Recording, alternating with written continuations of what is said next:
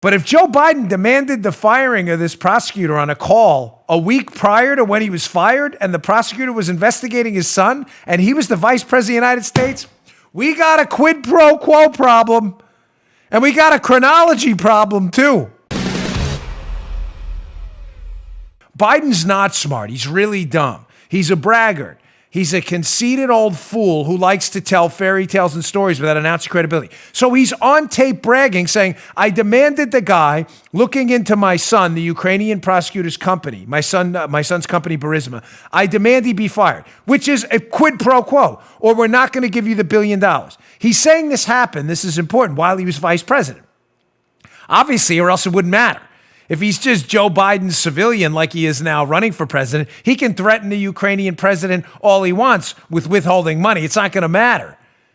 This happened when he was vice president. But here's the key. Again, big hat tip at Climate Audit on Twitter, Stephen McIntyre. Nice tip this morning.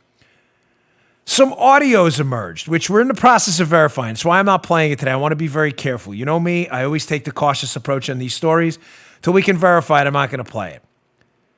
But I'd love you to come back tomorrow if we can verify it and listen to it. Why is this audio important? Because, folks, all we've had up to this point is the video of Joe Biden telling the story, stupidly enough, telling the story of how he threatened the Ukrainian president if he wouldn't fire the prosecutor looking into his son. And he says, when he's telling that story, he says, I was on this plane waiting to leave. In other words, insinuating that he's in Ukraine when this was happening. Joe, audience ombudsman and referee, follow me here. And if it doesn't make sense, immediately interrupt me and say, Dan, doesn't make sense, because you all got to get this. Aye, sir. Joe Biden was in Ukraine, and I'll produce evidence in a moment. His last trip in Ukraine, remember, the prosecutor Shokin, who's investigating his son's company, let's follow the timeline, is fired on March 31st of 2016.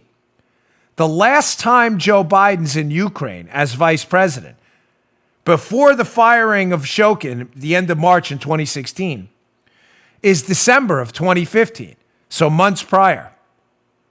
So if Joe Biden's story he told at the Council of Foreign Relations, I said, well, son of a bee, you better fire him or I'm not giving you the $1 billion. You remember that video? And I was there waiting on that plane. If that story's correct, then Biden said that in December, and months lapsed until Shokin was fired. Okay. Thank you. Follow me still. What if I told you some evidence may have emerged that call happened March 22nd, 2016, just days before Shokin's fired? You may say, oh, I don't get what you're saying. Whoa, you don't get what I'm saying. Do you understand how the Democrats' party line here? Follow me here, Armacost. This is important. Yeah. The Democrats' party line has been, well, if Biden said it, he said it back. No one's ever said December, by the way. It's just been insinuated because Biden said at the Council of Foreign Relations, there was a plane on the tarmac getting ready to go, assuming he was in Ukraine. The last time he was in Ukraine is December 2015. And it gives the Democrats a little teeny weeny bit of an out. Well, they didn't fire the prosecutor because Biden said that. I mean, they didn't fire him till months later. But if some audio emerged suggesting that call was on March 22nd, just a week prior, okay. You get it? You dig? Yeah, we get it. Yeah. You picking up what I'm putting down? That's a big problem. That's a huge problem. That's an enormous problem for the Democrats, who now are going to have a really hard time running away from the narrative they used to impeach Donald Trump. What was the narrative? It was a quid pro quo. Trump was demanding political dirt on Biden in exchange for military aid. Of course, that was a totally false story. We've seen the transcript. The Democrats made that up. But if Joe Biden demanded the firing of this prosecutor on a call a week prior to when he was fired, and the prosecutor was investigating his son, and he was the vice president of the United States, we got a quid pro quo problem, and we got a chronology problem too. Now, again, stay tuned tomorrow because if we can't verify the contents of the call, I'm not going to play it. But you may say, well, why mention it today? Because again, hat tip Stephen McIntyre. We have evidence, direct evidence, that this call on March 22nd happened. We always produce evidence and receipts here, folks. Come on. Let's go to screen cap number 1. Here we go. Evidence of the call happening March 22nd, 2016. Here's the U.S. Embassy in Ukraine. Readout of Vice President Biden's call with Petro Poroshenko, the president of Ukraine. March 22nd, 2016. There it is right there. Now, there's more. There's a readout of the call. Now, there's an actual readout of the call we'll play next. You would think on the readout, the audio, the alleged audio, I'll say, at this point, because again, I don't need to be first. I just need to be right.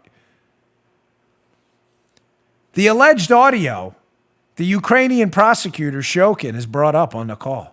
You know, the one investigating Biden's son's company? The alleged audio. Now, it's interesting because in the actual readout, which we have here of the call, you don't actually see anything about the Ukrainian prosecutor. In the actual readout, the actual readout of the, there we go. Here's a readout. Vice President Biden spoke today with Poroshenko. The vice president condemned the unjust conviction and sentencing of a Ukrainian pilot, member of parliament, Savchenko, I can't say that, and underlined Russia's obligation as a makes to release her. The vice president emphasized the importance of Ukraine quickly reestablishing a stable government, parliamentary code. Why am I reading this fast? Because I'm still waiting to read it, but this is a readout of the call. A formal readout of the call. In other words, here's what they talked about. I still haven't seen, Joe, do you see it yet?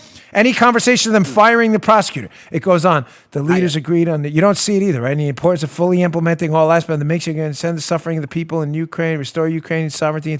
Here's the left. The two leaders also expressed deep sorrow for the victims of today's horrific terrorist attack in Belgium. Oh, interesting. Wow. That's really great.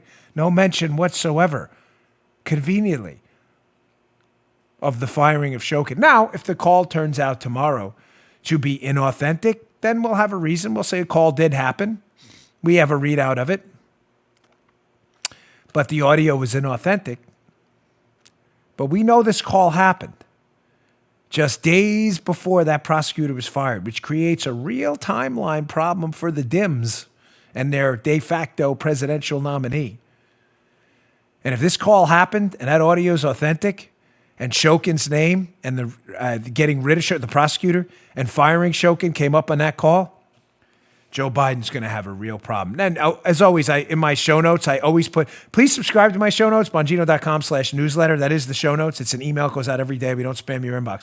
But I'll send this article over to you in case you want evidence. Evidence matters. You know, liberals always try to catch you on one little thing despite losing the big arguments all the time. Here's a Washington Examiner piece by Rob Crilly. Joe Biden visited Ukraine 6 times in 8 years while vice president. This piece is from October 10th, 2019, and you'll see his last visit. You can read the piece yourself so you don't think listen, fact check me, always.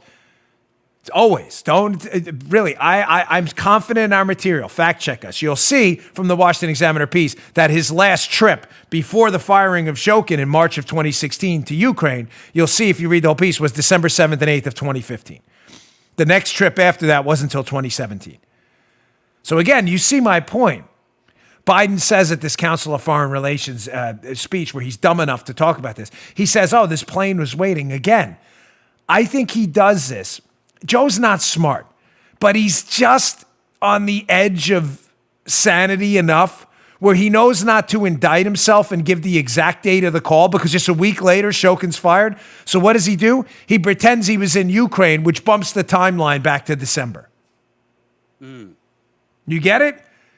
Creating a chronological disconnect saying, all right, I think his default position was going to be, I may have brought up the firing of this prosecutor who I thought was corrupt, but they didn't fire him till months later.